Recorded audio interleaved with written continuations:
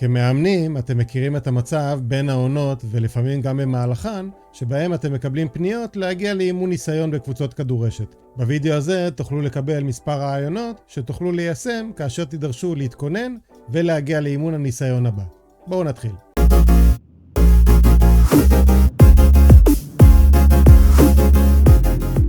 אז איך מתכוננים ומגיעים לאימון ניסיון? איך מכינים אימון? מה מבררים? ומה כדאי לדעת לגבי הקבוצה שאתם מגיעים אליה, ואולי תזכו לאמן באופן קבוע לאורך העונה. לא משנה אם זה בקבוצה מתחילה או ותיקה, הרעיון הוא אותו רעיון.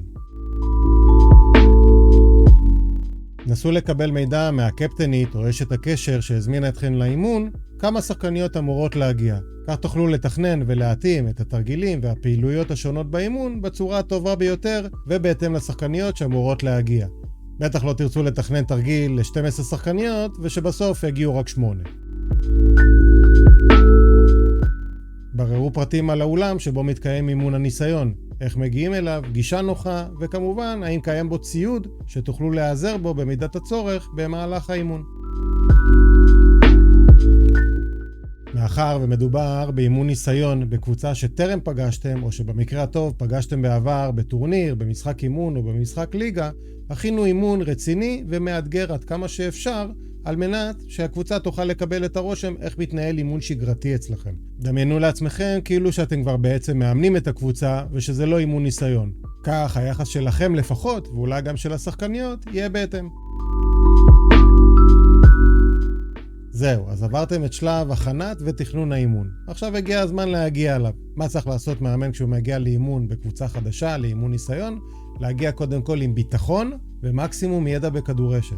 לא משנה אם אתם מאמנים בתחילת הדרך או שיש כבר מאחוריכם ותק מסוים, הגיעו עם כמה שיותר ביטחון וידע בכדורשת על מנת שתוכלו להעביר את הרושם הזה גם לשחקניות. אוהבים את הערוץ שלי? יירשמו לערוץ כאן למטה בחינם, וכך תוכלו לקבל עדכונים על סרטונים שיעלו כאן בעתיד. ויש גם דרך נחמדה שתוכלו לפרגן ולעזור לתמוך בערוץ. תודה. מה עוד אפשר לעשות כדי להראות לקבוצה שאתם מאמנים רציניים? להגיע בזמן לאימון הניסיון כמובן. אז אם זה מקום שעוד לא הייתם בו ואתם לא מכירים את הדרך, וגם אם כן, קחו לכם מרווח של עוד כמה דקות, ועדיף לכם להגיע 10 דקות לפני תחילת האימון, ולא דקה אחרי שכל הקבוצה כבר מחכה לכם. תזכרו תמיד, רושם ראשוני אפשר לעשות רק פעם אחת. הגעתם לאולם, והנה כבר מתחיל אימון הניסיון. אז מה עושים? אל תתחילו לשפוך את כל ההיסטוריה שלכם בכדורשת, מה המטרות שלכם בחיים וכו'. זה לא מעניין בשלב הזה את השחקניות, הן רוצות לראות איך אתם יודעים לאמן באימון של שעה וחצי או שעתיים, כדי שהן יוכלו לקבל את ההחלטה האם אתם המתאימים ביותר או שלא.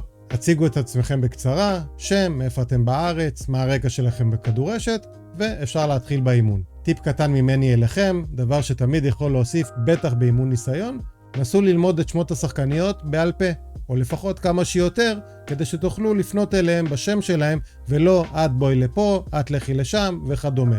יחס אישי, בטח כשהוא מגיע באימון ניסיון, משדר הרבה יותר רצינות והתמקדות של המאמן בשחקניות. במהלך האימון, החל בחימום, דרך התרגילים ועד המשחקון בסוף, נסו לשתף את השחקניות בכמה שיותר מידע שיש ברשותכם כמאמני כדורשת.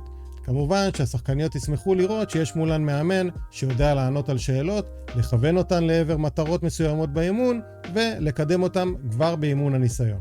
כל שחקנית שתלמד מכם לפחות דבר אחד חדש במהלך האימון או תשדרג דבר קיים שהיא כבר ידעה לפני זה, זה יעזור לכם לקדם את המטרה שלשמה באתם, לאמן את הקבוצה גם בטווח הארוך.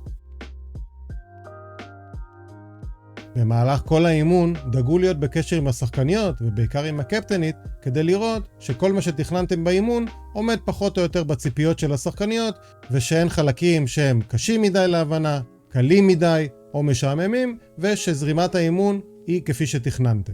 כמובן שבכל חלק של האימון, החל מהחימום, דרך התרגילים ועד המשחק בסוף, נסו שכל שחקנית והקבוצה כולה ייהנו כמה שאפשר. וזה תקף גם לגביכם המאמנים, כי חשוב שתהנו גם באימון ניסיון כדי שתדעו האם יש סיכוי להמשיך עם הקבוצה הזאת או שלא. כי הרי לא רק הקבוצה מחליטה, גם לכם כמאמנים יש חלק בהחלטה האם לאמן את הקבוצה הזאת או שלא. הגיע שלב הסיום והסיכום של אימון הניסיון, ומה שאתם יכולים לעשות זה פשוט לרכז את השחקניות, לשאול אותם שאלות, גם אם שאלתם במהלך האימון וגם אם לא, איך היו התרגילים, אם יש להם שאלות כלליות גם לגבי האימון וגם לגבי ענף הכדורשת בכלל, שתוכלו לענות עליהם, אתם כבר שם, אז פשוט תעשו את זה, ולראות אם יש נקודות או נושאים פתוחים שנשארו ממהלך האימון, או בכלל שהשחקניות ירצו לברר, על מנת שתוכלו לספק להם את המידע הדרוש. ובעצם הדבר האחרון שנשאר לכם בסיום אימון הניסיון, זה לנסות לקבל כיוון מתי הקבוצה תוכל לתת לכם תשובה, האם אתם יכולים להתחיל לאמן את הקבוצה בצורה שגרתית וקבועה, או שלא. זה גם ייתן לכם זמן לחשוב האם מה שראיתם מתאים לכם כמאמנים, או שתרצו לבדוק קבוצות נוספות. עד כאן הווידאו הזה, איך אני ממליץ לכם להתכונן לאימון ניסיון בקבוצה חדשה, ודברים שתוכלו ליישם כאשר אתם מתכננים אימון שכזה. במידה ויש דברים שלא דיברתי להם כאן בווידאו, אתם מוזמנים לרשום אותם בתגובות כאן למטה. ובמידה והווידאו הזה נתן לכם כמה רעיונות ולמדתם ממנו משהו, אני אשמח שתעשו כאן לייק למטה ותלחצו על הכפתור האדום. בינתיים שיהיה לכם בהצלחה באימונים ובמשחקים הבאים, ואנחנו נתראה בווידאו הבא.